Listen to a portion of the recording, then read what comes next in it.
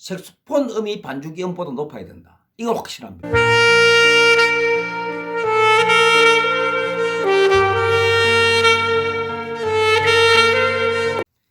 삑사리 색소폰 구독자 여러분들 안녕하십니까. 오늘 제가 좀 특이한 모습을 하고 지금 이 방송을 지금 시작을 했는데요. 좀 답답합니다. 답답합니다. 이유가 있습니다. 제가 지난번에 영상을 하나 올렸을 때 그 아래 댓글을 어떤 분이 주셨는데 이분의 아이디가 보니까요. 아이디가 토마스 신 5902의 아이디를 쓰시는 분입니다. 댓글 한번 읽어보겠습니다. 조 선생님 안녕하십니까? 조 선생님 감사합니다. 인도네시아에 30년째 살면서 색소폰을 5년째 독학을 하고 있습니다. 인도네시아가 색소폰 문화가 어떤지 잘 모르겠습니다. 비슷한 연배인데다가 근데 5902, 5982라고 쓰신 거 보니까 59년 8월 2일생인가요? 비슷한 연배인데다가 나 홀로 색소폰을 하는 사람으로서 조 선생님 영상이 많은 도움이 됩니다. 이게 너무 감사한 일입니다.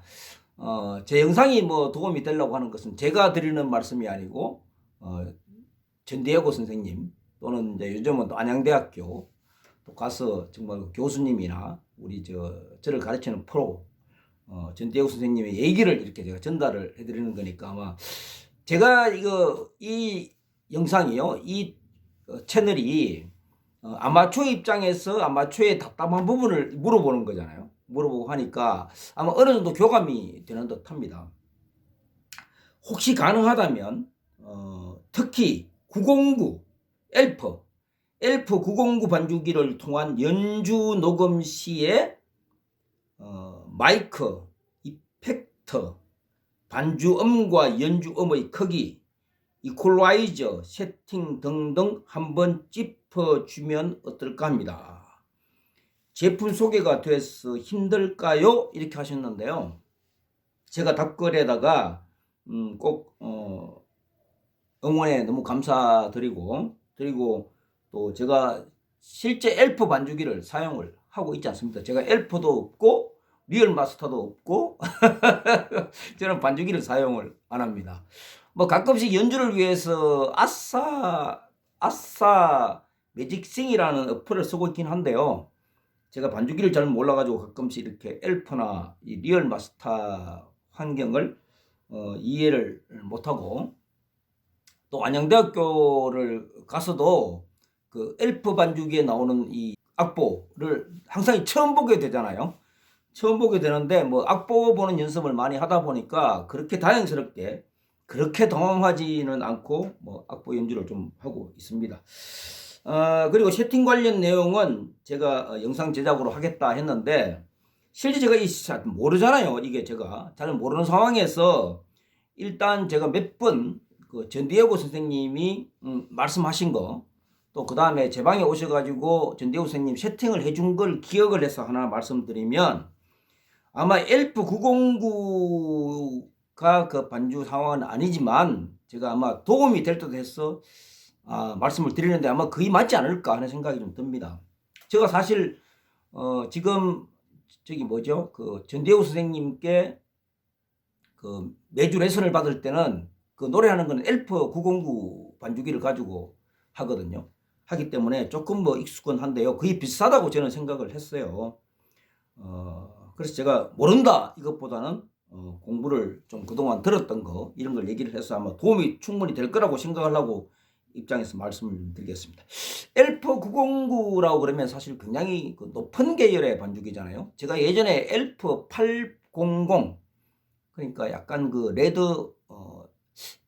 보라색 빛이 났나? 예, 그런 걸 쓰고 있다가 팔았습니다.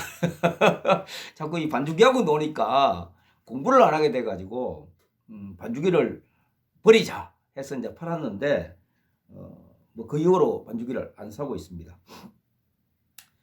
지금 현재 그 질문하신 것 중에서 그 엘프 반주기를 보면은 일단 반주기에 출력이 있고 거기다가 마이크를 이렇게 꼽더라고요. 보니까 마이크를 꼽아가지고 또 이펙트를 조정하는 게 굉장히 많아요. 엘프를 보니까 조정하는 게 굉장히 많더라고요. 많아가지고 그걸 가지고 믹싱을 해가지고 뭐 녹음을 하기도 하고 또 밖으로 앰프를 통해서 출력도 하고 이렇게 하던데, 제가 원래 이걸 왜 썼냐 하면요, 이제 곧 붙겠지만 그 항상 이 녹음을 할 때는 꼭 이것을 끼고 하라고 선생님이 얘기를 했습니다. 그래서 저도 지금도 저 같은 경우에는 지금 녹음하는 환경을 좀 이따 보여드리겠지만 반주기에 녹음하는 게 아니고 저는 믹스와 그 앰프를 따로 갖고 있습니다. 그리고 여기서 녹음을 지금 하고 있기 때문에 전혀 뭐 저는 반주기에는 관계 없습니다. 그래서 하지만 비슷하지 않을까 제가 몇 번 말씀을 드립니다. 일단 제일 중요한 게 볼륨, 그러니까 반주기의 볼륨과 악기의 볼륨 밸런싱이 제일 사실 중요한데요. 우리가 뭐 이퀄라이저나 이펙터 이렇게 주로 많이 건드린 거는 일단 초보라고 보셔야 된다고 합니다. 일단 초보들은 와가지고 먼저 거는 게 일단 이펙트부터 걸어요. 왕왕왕왕왕. 그래서 어느 정도 그러니까 우리 다리 밑에 지나가면은 뭐 왕왕 해가지고 마치 잘 부른 것처럼 보이잖아. 동굴처럼 뭐 이렇게 해가지고 그거부터 막 효과음을 올리는데 몇 번 봤지만 절대 프로들, 특히 전대우 선생님 같은 경우는 그 이펙트 효과를 최소화를 시킵니다. 최소화. 그러니까 그 에코 부분을 완전히 최소화를 시키고 그 하는 걸 제가 몇 번 봤거든요. 그래서 제일 중요한 것은 일단 색소폰이 중요하기 때문에 색소폰 음이 반주기 음보다 높아야 된다. 이건 확실합니다. 색소폰 음이 반주기. 예를 들어서 그러니까 반주기 음을 100 중에서 약 60에서 70이라고 보면 색소폰은 그것보다도 한 10 정도 더 올라가야 된다. 그 반주기를 60을 놨다, 기준을 놨다 하면 색소폰은 70. 색소폰이 마이크 세팅 어떻게 하느냐를 보는데요. 대부분 초보들이 이 마이크 세팅을 할 때 보면 안으로 푹 집어였습니다. 이렇게 지금 안으로 푹 집어여가지고 소리가 최대한 많이 들어가 이렇게 넣거든요. 이렇게요. 넣는데 이건 정말 안 좋다고 합니다. 이게 왜 안 좋냐 하면 소리가 굉장히 소리가 거칠고 뭉쳐버리기 때문에 절대 이렇게 하지 마라. 그래서 이걸 옆으로 빼가지고 이거 어떻게 빼냐? 옆으로 이렇게 옆으로 빼라. 옆으로 뺐죠? 이렇게 봐야 되나? 옆으로 빠졌죠? 옆으로 빼가지고 약간 띄워라 이렇게 되어 있습니다. 이렇게 띄워야만이 이렇게 소리가 조금 더 자연스럽다 이렇게 되어 있습니다. 그래서 자연스럽고 부드럽다. 그래서 항상 요걸 뺄 때는 안에 집어넣지 말고 사이드로 빼달라 이런 얘기입니다. 링 밖으로 이렇게 벨이죠. 벨 외곽선 밖으로 빼주는 것이 좋다 이렇게 합니다. 저도 보고 배웠습니다. 그러니까 제 얘기가 아닙니다 이건. 자, 이제부터 제가 이걸 벗고 믹서에 세팅된 걸 보면서 제가 설명을 좀 드리도록 하겠습니다. 일단 여기가 지금 제가 쓰고 있는 믹서인데요. 물론 이 믹서를 타고 믹스만 세팅을 하면 되죠. 물론 밑에도 아래도 뭐 지금 현재 뭐 이퀄라이저부터 해서 뭐 이펙트하고 다 있긴 한데요. 제일 중요한 것은 사실 이 믹서에 어떻게 세팅되냐가 상당히 중요합니다. 요게 지금 현재 색소폰에서 올라오는 마이크거든요. 요게요. 요 첫 번째 라인이 지금 색소폰이라고 되어 있고, 그 다음에 요게 지금 현재 그 MLP 500이라고 하는 게 요게 바로 뭐냐 하면 반주기가 이쪽을 통해서 소리가 나오도록 지금 되어 있습니다. 반주기가 도로 되어 있는데 요걸 한번 보면요. 우선 아까 말씀드렸듯이 요게 지금 중간에 이 개인이라고 하는데 여기 지금 중간에 와 있잖아요. 이렇게요. 약간 중간보다 못하게 약간 들어와 있는데 중간보다 조금 못하게 들어와 있거든요. 근데 색소폰을 보면은 중간을 그냥 넘어서 있습니다. 약간 10% 정도 더 높게 되어 있단 말이에요. 세팅은 하여튼 간에 소리가 반주기를 조금 적게 색소폰은 크게 한 10% 정도 크게 하라는 얘기입니다. 그리고 아까 마이크 얘기하실 때 이펙트 세팅이 중요하다고 그랬잖아요. 전 물어보셨잖아요. 그래서 이펙트 세팅을 하셨는데 이펙트는 사실은 거의 제로로 해라. 쓰지 마라. 하는 게 이펙트 쓰지 마라. 왕왕왕왕. 그러니까 에코 있죠. 에코를 왕왕왕왕. 이거는 정말 아마추어들이 자신들의 실력을 가리기 위해서 하는 가장 흔하게 하는 거지만 실제 프로들은 정교한 음을 내기 때문에 거의 왕왕왕왕은 안 하고 단지 리버브를 좀 준다. 리버브도 많이 주는 게 아니고 전체가 100이라고 그러면 약 20에서 30 정도. 그래서 여기 현재 이펙트가 있거든요. 제가 보면 사실 이펙트가 거의 줄어져 있잖아요. 지금 보면요. 이펙트가 거의 뭐 딴 거는 일반 이런 데 보면 이 믹서에는 와서 보컬 기타 치는 분들이 노래를 부르거든요. 이분들은 이렇게 올려놓습니다. 이렇게 이펙트를 확 올려놓는데 노래 잘하는 것처럼 보이려고.